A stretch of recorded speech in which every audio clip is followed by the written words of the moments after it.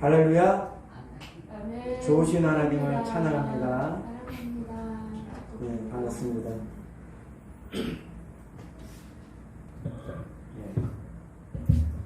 오늘은 예전에 설교했던 가시에 대해 말씀을 나누고자 합니다. 우리가 흔히 보는 가시는 선인장의 가시가 있어요. 또 우리가 좋아하는 아름다운 장미에게도 가시가 있지요. 근데 그 가시는 아주 작은 것인데 우리 사람을 치명적으로 아프게 하고 괴롭히는 것이 됩니다.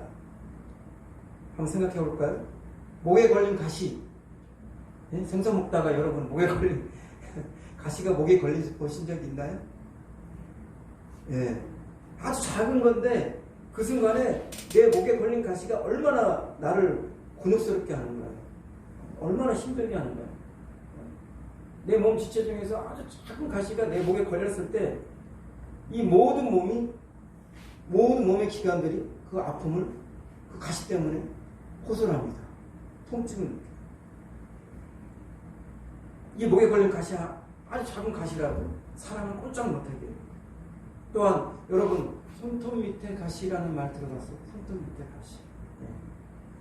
손톱 밑에 가시라는 말은요, 남의 큰 고통보다 내가 겪는 아주 작고 사소한 고통이 더 크고 절실하게 느껴진다는 말이에요.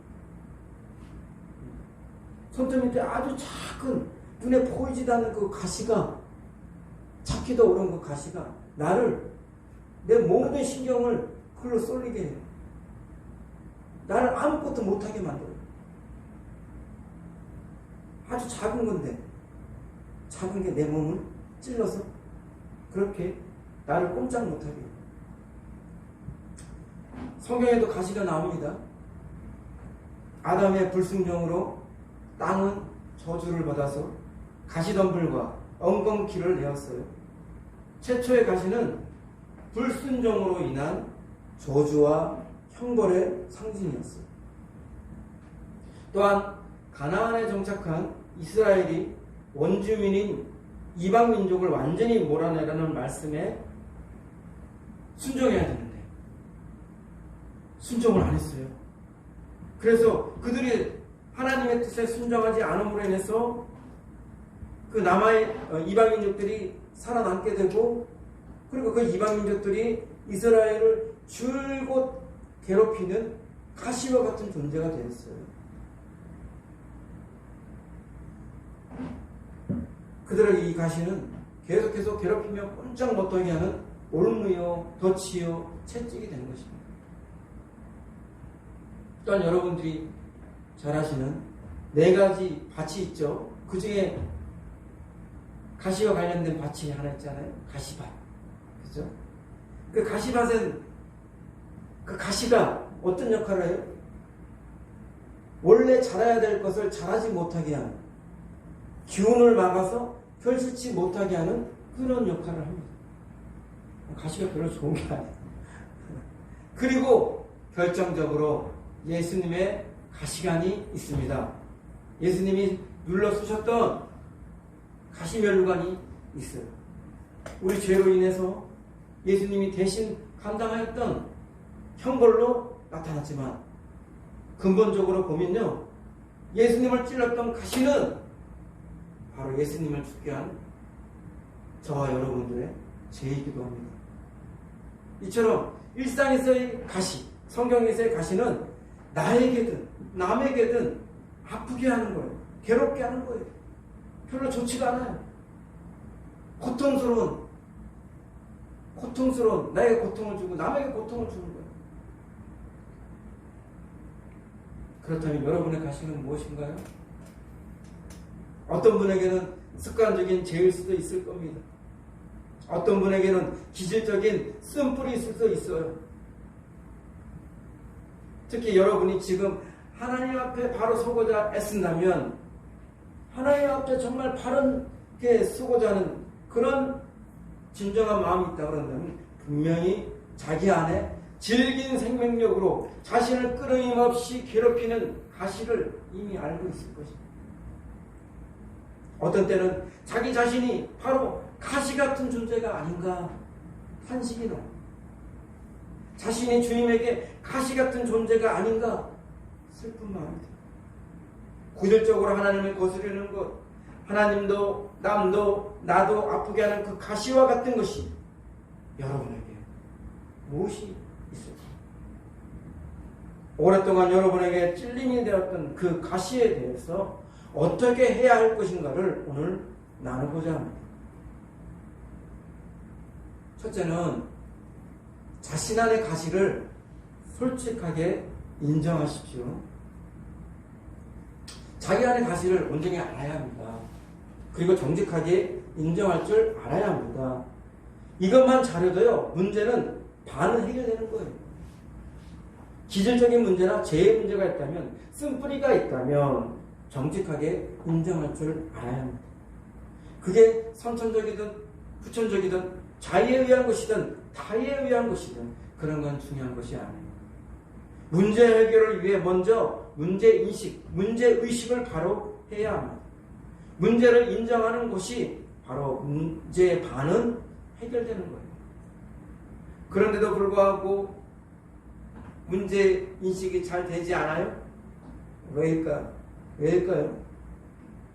스스로 솔직하게 인정하기보다는 회피하는 것이 쉬워 보이기 때문에 변명을 하고 남 탓을 하고 자기 연민에 빠지고 심지어 자기 안에 가시라는 실체에 대해 합리화를 합니다.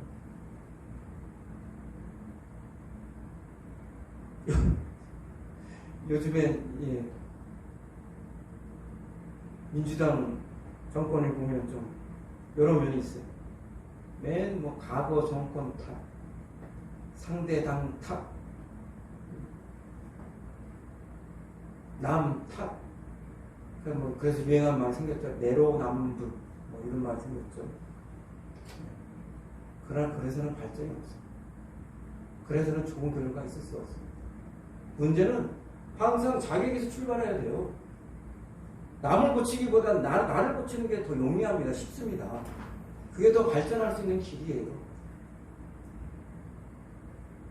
상대에게 문제가 있어도 나부터 먼저 고쳐야겠다. 나부터 먼저 문제를 인식하고 문제를 해결해야겠다. 이런 자세가 있어야 정말로 바람직하고 발전이 있는 것입니다. 비겁하게 피하고 도망치는 것이 쉬워 보이겠지만 그렇게 해서는 안 됩니다. 그러나 문제 해결은 다른 것이 아닌 바로 자기에게서 출발해야 합니다. 그리고 원인이 어떠하든 자기 문제에 대해 정정당당하게 인정할 줄 알아야 합니다. 그리고 그 문제를 해결하는 용기 있는 자세가 필요해요. 가끔 노인분들하고 대화를 하다 보면 참 대화가 안 돼요. 왜냐하면 자기는 항상 못해요. 다른 주변의 모든 것이 잘못되었고 세상이 잘못되었다.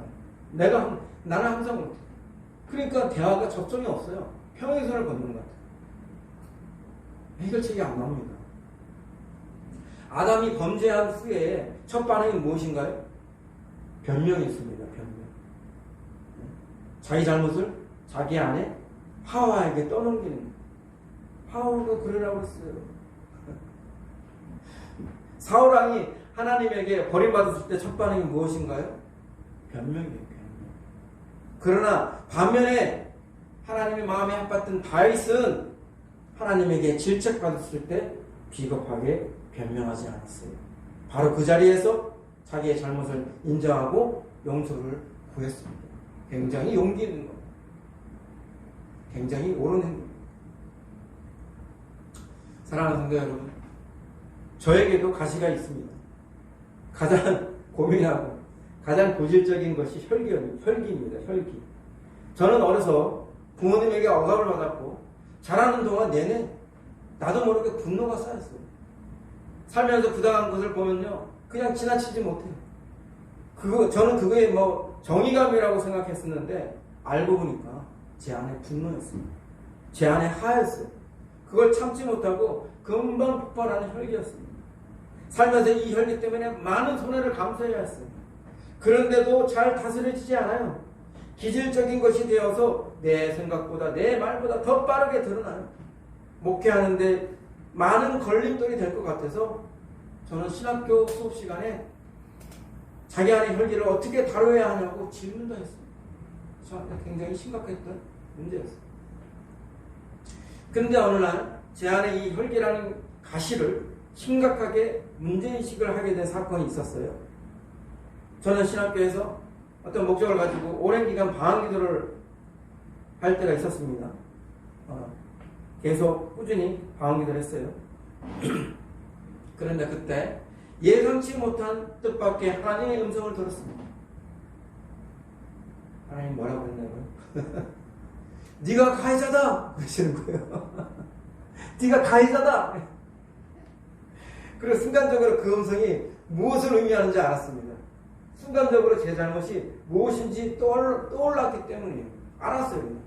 제가 우리 가족들에게 화내고 신경질 부리고 대들고 혈기 부르는 모습이었어요. 어려서 부모로부터 원치 않는 억압을 받았기 때문에 어른이 된 후 그래도 된다고 생각한 거예요. 정당화시킨 거예요.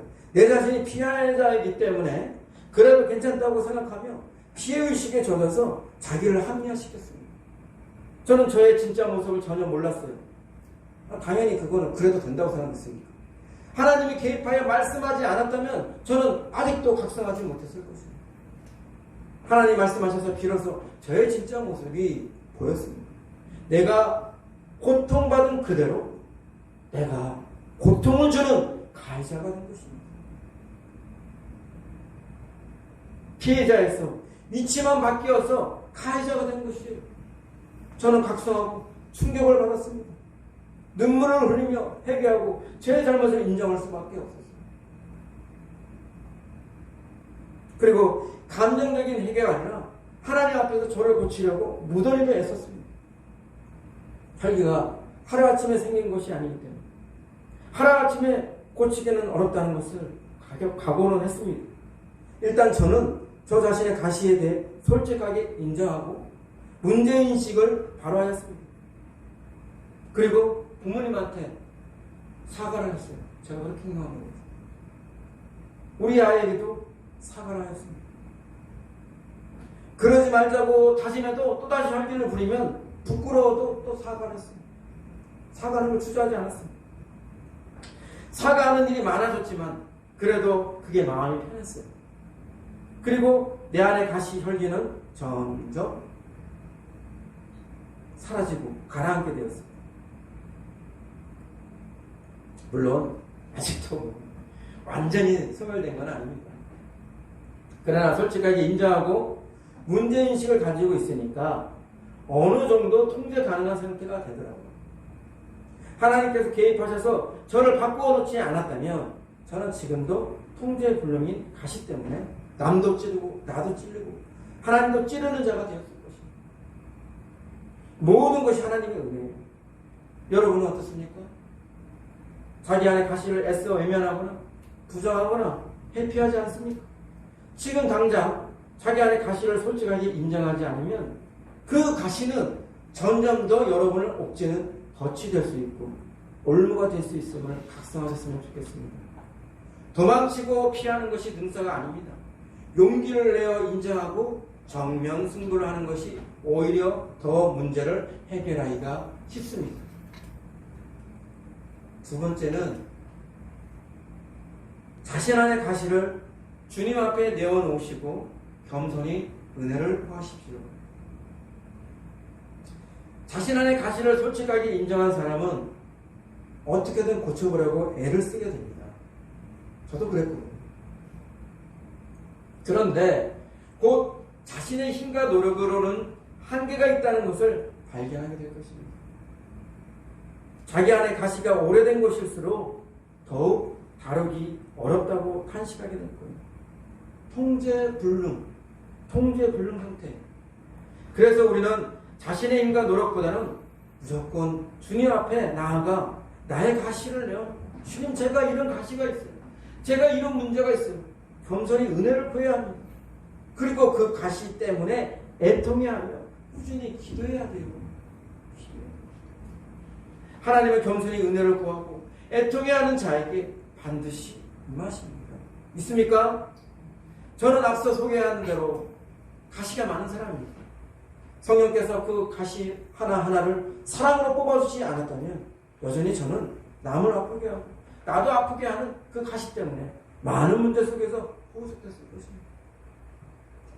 하나님은요, 상한 갈대를 꺾지 않으시고 꺼져가는 등불도 끄지 아니하시는 자비하신 분이십니다. 게다가 하나님은 완전한 우리의 의사요 치료자이십니다. 우리 스스로 자원해서 수술대 위에 오르기만 한다면, 오르기를 원한다면 강제로 우리를 고치시려 하는 것보다 더 좋은 결과가 있을 것입니다. 여러분이 어떤 상태인지는 중요하지 않아요. 여러분 스스로가 자원해서 자신의 안에 가시를 내어놓고 하나님의 은혜를 구한다면 나 혼자서 아둥바둥하면서 고치려는 어떤 시도보다 더욱 좋은 결과를 가져올 것입니다. 주님 앞에 나가서 주님, 저 이런 가시가 있어요. 제가 아무리 애쓰고 노력해도 이게 잘 좋아지지 않아요. 그러나 하나님은 나의 창조주시고 나의 구원자시고 나의 능력자 되신 이 가치를, 이 문제를 해결해 주세요. 했을 때 하나님의 은혜가 그에게 임할 것입니다. 세 번째는 자신 안의 가시 때문에 낙심하지 말고 가시 위에 임하는 하나님의 영광을 기대하십시오. 내 안의 가시는 하루아침에 생겨난 것이 아닙니다. 그렇기 때문에 하루아침에 제거하는 것이 쉽지 않을 수 있습니다. 그렇다고 해서 낙심해서는 안 됩니다. 우리 젊은이들이 제일 많이 고민하는 게 뭐예요? 젊은 기독교인들이 제일 고민하는 게 성적인 문제. 포르노? 야동? 뭐 이런 문제 때문에 많이 고민들을 하죠. 그것 때문에 넘어지고 실패하고 그런 것 때문에 상담하는 우리 젊은이들이 많아요. 그래서 자주 넘어지고 자주 실패하면 사람은 점점 낙심하고 자포자기가 쉬운데 심지어 하나님을 불신하거나 원망하기까지 되기도 합니다. 그러나 여러분, 새벽이 가까울수록 어둠이 더 짙은 것입니다. 끝까지 낙심하지 않고 끝까지 포기하지 않으면 반드시 가시가 제거되고 그 자리에 하나님의 영광이 임하는 것을 경험하실 것입니다. 그러니 너무 조바심 내지 말고 긴 호흡으로 갔으면 좋겠습니다. 그 가시를 다른 한편으로는 긍정적인 시각으로 봤으면 좋겠어요. 그 가시가 그 당시에는 고통스럽고 어려운 것 같지만 그 가시가 알고 보면 여러분들을 성장하게 하고 여러분들을 성숙하게 하고 여러분들 하여금 하나님의 영광이 임하는 그러한 그릇이 될 수 있도록 역할을 한다는 것입니다. 그 가시가 단순히 나쁜 것만 가져오는 게 아니에요. 이에 대해서 김상국 목사님이 다음과 같이 말씀하셨어요. 우리는 자신의 성격이나 어릴 때부터 행한 잘못된 습관들을 고쳐보려고 무척 노력하는데 좀처럼 잘 안 고쳐집니다. 이 때문에 우리는 대인관계의 문제, 경제적인 문제, 윤리적인 문제, 영적인 문제 등 온갖 종류의 어려움을 겪으며 살아갑니다. 그러나 이런 것들을 통해 우리 자신의 연약함을 알게 됩니다. 내가 어디가 부족한지, 어디가 약한지 스스로의 연약함을 철저히 인식하고 나면 하나님이 그 연약함을 통해 그분의 위대한 역사를 이루시기도 합니다. 누구도 고난을 원치는 않지만 고난을 통해 우리 약한 것, 문제점을 발견하여 하나님 앞에 가지고 나갑니다. 그때 하나님께서 우리를 강하고 새롭게 만들어 주십니다. 고난을 당해서 망하는 것이 아니라 고난을 통해서 하나님의 위대한 힘을 경험하라는 것입니다.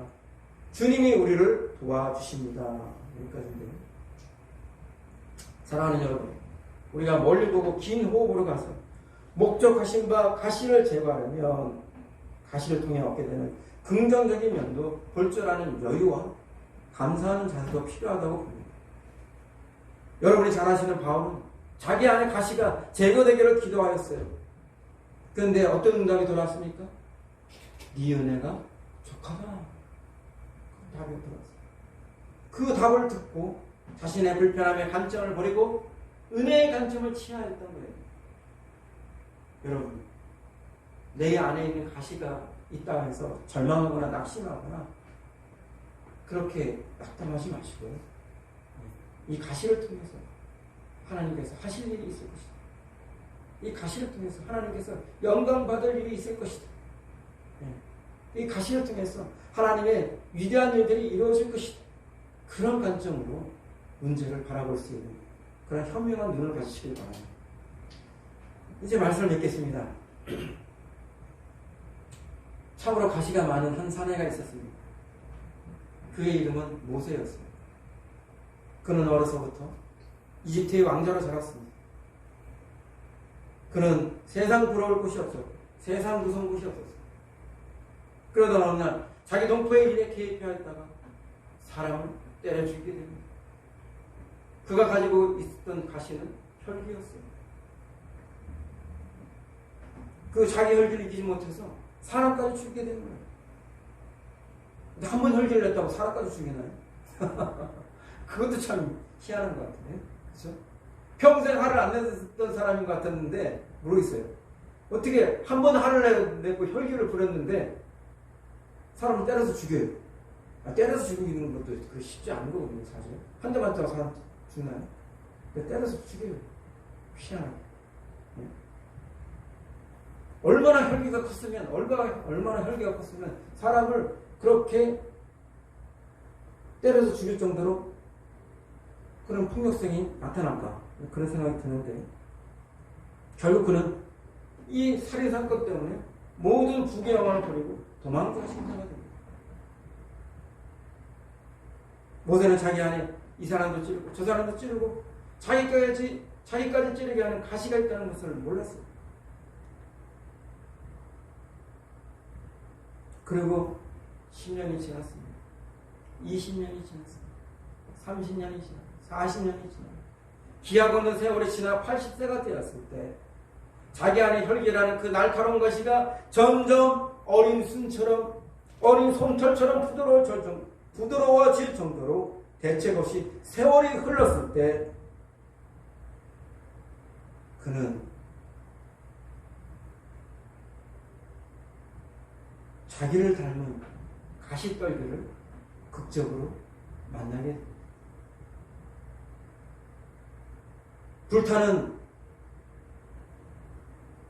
가시떨기 나무를 봤는데 그 모습이 자기와 닮아 있는 거예요. 그 모습이 자기가 닮아 있는 거예요. 왜 하나님은 좋은 나무도 많은데 왜 그 가시떨기 나무에 임하였을까? 불이 붙었는데 타지 않는 그 가시떨기 나무에 임하셨어요. 그게 바로 모세예요. 그게 바로 모세의 모습이었어요. 가시가 많은 남자, 모세의 모습과 닮았었어요.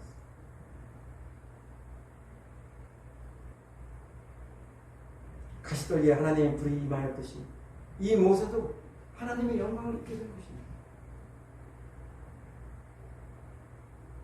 우리도 모세처럼 자기 안에 가시를 극복하고 하나님의 영광을 입어야 할 것입니다. 세상에 가시가 없는 사람은 없어요. 가시 같은 기질, 가시 같은 생각, 가시 같은 말을 주의하고 삼가야 합니다. 그런 것을 가진 가시 같은 존재가 되어서는 안 돼요. 나의 기질, 나의 생각, 나의 눈, 나의 말, 나의 존재는 나를 위해 있기 전에 주님을 위해 존재합니다. 이제는 더 이상 주님에게 걸림돌이 아니라 디딤돌이 되어야 합니다. 내 안에 가시를 가지고 주님을 가까이 할 수가 없어요. 내 안에 가시를 가지고 내 이웃을 가까이 할 수 없고 내 형제자매를 가까이 할 수 없어요. 싫든 좋든 그것은 자꾸만 어떤 형태로든 찌르는 것이 되고 아프게 하는 것이 되기 때문에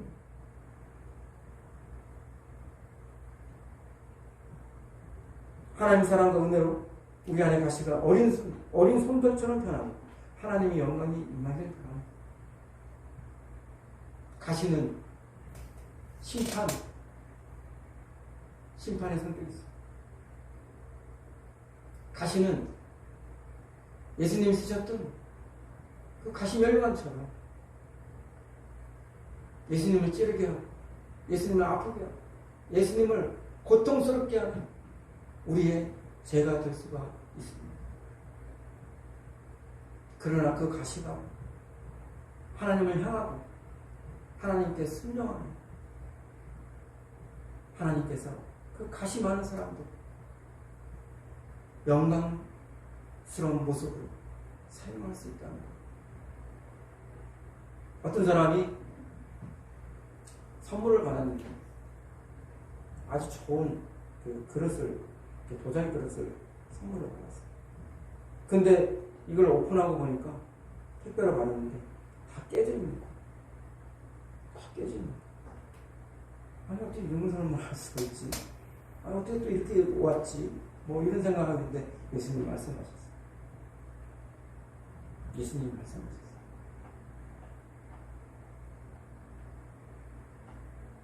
이 그릇이 깨어진 것처럼 너의 자아가 이렇게 깨어진 거야. 너의 자아 안에, 너의 그릇 안에 있던 내가 영광 가운데 그것이 나의 영광들이, 나의 권능들이, 나의 은혜가, 나의 사랑이 흘러갈 수 있는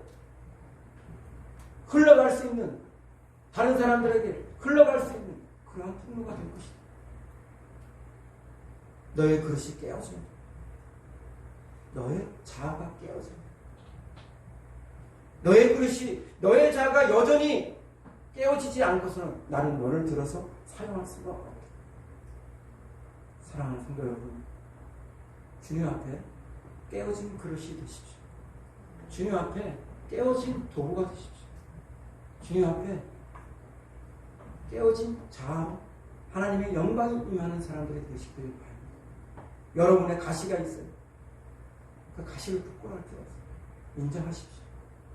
솔직하게 용기 있게 인정하고, 그러나 그 가시가 결국 하나님이 쓰는 귀한 도구가 될 수 있다는 것, 통로가 될 수 있다는 것도 인식하시길 바랍니다. 네. 혈기 불었던 그 모세가 나중에 어떻게 됐어요? 그 땅 지면에서 온유한 사람이 그 지면에서 그 사람밖에 없댔어요. 모세만큼 온유한 사람이 없다고 그렇게 했어요. 물론 본인이 쓴 글에서 본인이 쓴 모세훈경에서 자기가 평가한 것이지만, 그러나 저는 그 말이 진실이라는 걸 알게 되었어요. 12명의 정탐꾼을 가나안 땅을 보냈습니다. 그런데 그 중에 10명이 가나안 땅 사람들이 안악자성처럼 거인과 같다는 것을 보고 왔어요. 그러면서 그들이 다시 돌아서 정탐 보고를 하는데 절망적인 보고를 합니다. 아, 우리가 가서 봤더니 이 사람들이 말이야, 우리보다 2배, 3배 그 키가 크고 말이야, 기골이 장대가지고 우리는 갔다가는 걔네들 밥대. 걔네는 감당할 수가 없어. 그러니까 여기서 곡소리가 나와요. 왜 이집트에서 살 걸 이집트에서 살았으면 이거 죽을 일도 없지, 왜 여기 나와서 우리를 이렇게 죽게 하느냐, 막 이러면서 원망의 소리가 들리고 곡소리가 나고, 그러니까 그 원망과 곡소리가 어디로 가요? 지도자인 모세한테 갑니다. 그러면 사람들이 막 달려들어서 그를 돌로 쳐 죽이려고 막 그래. 이 정도면 모세가, 내가 모세라면요 승기를 할 것 같아. 야, 이게 한두 번도 아니고 말이야, 맨날 니네들 말이야, 뭐 문제만 생기면 말이야, 맨날 그렇게 원망하고 불평하고, 맨날 그러냐, 막 그럴 수 있는데 모세가 어떻게 했어요? 모세가 어떻게 했습니까? 아무 말도 안 했어요. 아무 말도 안 했어요. 아무 대답도 안 했어요. 변명조차 안 했습니다. 그리고 뭘 했습니까? 무릎을 꿇고 기도했습니다. 사람들이 돌로 치고 원망하고 뭐 온갖 잡다한 뭐 이상한 말들, 불평하는 말들, 비난하는 말들 다 쏟아붓고 있는 상황에서 그는 무릎을 꿇고 기도했습니다. 아무 대답을 안 합니다. 그러자 하나님께서 영광 가운데서 그들 가운데 임하셨어요.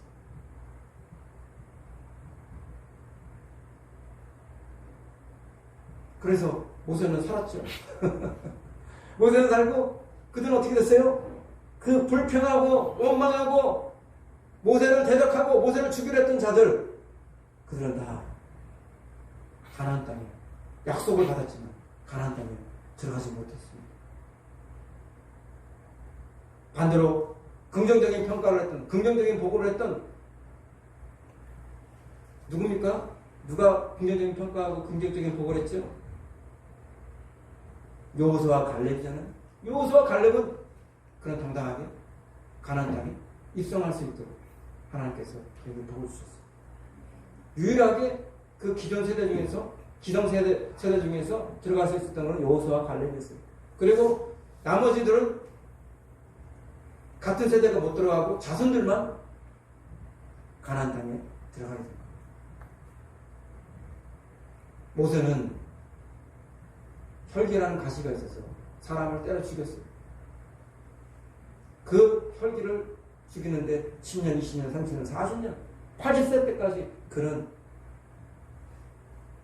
광야에서 그 시간을 보냈습니다. 그리고 그는 온 지면에 그와 같이 온유한 사람이 없었더라 하는 평을 받을 정도로 그러한 사람이 진짜 되었어요. 그래서 그가 지도자가 되었던 거예요. 그가 지도자가 될 수 있는 거예요. 어디로 튈지 모르는, 어떻게 감당할 수 있는 이 많은 무리들을 하나님의 성품으로, 하나님의 그런 모습대로 그들을 지도자로서 이끌어냈던 그런 모습 가운데 그게 다 훈련이 통해가지고 하나님이 쓸 수가 있었던 거예요. 그가 혈기 부리는 젊은 시절에 만약에 하나님 그를 들었었다고 그런다면 매일 그 백성들하고 싸웠을 것 같아요. 네? 내가 이렇게 했는데 어떻게 이럴 수 있냐고 이러고 맨날 하루가 멀게 싸우고 막 그랬을 것 같아요. 그러나 그런 광야에서 시간을 보내면서 자기의 그 혈기들을 죽이고 어떤 경우에서도 함부로 혈기 부리거나 요동하거나 경거망동하지 않고 차분하게 하나님 뜻을 구하고 하나님만 바라고 그렇게 행동할 수 있는 그런 사람이 된 거예요. 우리 모두도 마찬가지입니다. 여러분, 훈련되고 다듬어지지 않은 사람을 하나님은 쓰지는 않습니다. 제가 알고 있는 우리 같이 신학교에 공부했던 사람들 중에서도 보면요, 똑같이 졸업했는데도 모든 조건이 갖춰졌는데 사역을 못하는 분들도 계세요. 근데 원래 뭐 하려고 마음도 안 먹었는데 그냥 하나님이 그냥 사역을 하도록 하는 분도 계세요. 근데 보면 잘 훈련되고 다듬어지고 예배된 사람들은 하나님께서 그가 원치 않아도 그냥 어느 순간인가 사역의 현장에 가 있어요. 근데 아무리 갈망하고 원해도 이 가시가 많고 문제가 많은 사람은 하나님이 워워워 아니야 하지마. 너 내 백성 내 자녀들 너 힘들게 하고 고통스럽게 할 것 같아. 워워워 하지 마. 마구시. 근데 그거 많이 봤어요. 다행히도 저도 하나님의 인정을 받아서 그냥 술술술술 사회 현장에 와 있는 상황이 됐지만 그 사역의 현장에 있게 된 그 가장 중요한 관건은 저 자신이 그러한 부족함, 연약함, 그런 가시가 있다는 것을 인식한 거예요. 그래서 스스로 조심하려고 엄청 노력하고 있고 또 그게 또 실제로도 많이 나아진 상태고요. 그러면서 이제 하나님께서 쓰임받을 수 있는 어떤 그런 자리에 있게 되는 거라고 저는 봅니다. 근데 문제조차도 모르고 그런 문제조차 모르는 분들도 계세요. 그래서 제가 아시는 분 중에 그런 분들이 있는데 여러분에게 가시가 있다면 그 가시를 솔직하게 인정하고 그 가시를 하나님 은혜 가운데 고치고 그다음에 그 가시가 변하여서 하나님의 영광이 되는 그런 일들이 실제적으로 여러분 모두에게 저에게도 여러분에게도 일어나기를